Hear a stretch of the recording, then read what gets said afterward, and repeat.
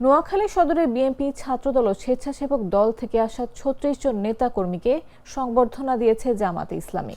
অনুষ্ঠানে প্রধান অতিথি ছিলেন জামাতে ইসলামীর নোয়াখালী জেলা আমির ও নোয়াখালী ৪ আসনে দলের সংসদ সদস্য প্রার্থী ইসহাক খন্দকার। তিনি নবাগতদের গলায় মালা পরিয়ে বুকে জড়িয়ে নেন।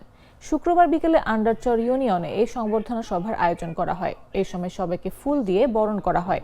সংবর্ধনার আয়োজকদের দাবি, যোগদানকারীরা স্থানীয় পর্যায়ের ছাত্রদল, স্বেচ্ছাসেবক দল সহ বিএনপি নেতাকর্মী। এর মধ্যে আন্ডারচর ইউনিয়ন স্বেচ্ছাসেবক দলের সদস্য আরিফ খান ছোটন, ১ নম্বর ওয়ার্ড ছাত্রদলের সভাপতি মোহাম্মদ রাসেল, ছাত্রদল কর্মী রেজাউল, বাবুল, সোহেল অন্যতম। তবে এ বিষয়ে নোয়াখালী জেলা বিএনপির দপ্তরের দায়িত্বপ্রাপ্ত সদস্য অ্যাডভোকেট রবিউল হাসান পলাশ বলেন, যোগদানকারীরা বিএনপি বা তার দলের কোনো পর্যায়ে নেতাকর্মী নয়। বিএনপির নাম বিক্রি করে কোথায় কে যোগ দিল তা জানা নেই বলেও মন্তব্য করেন তিনি।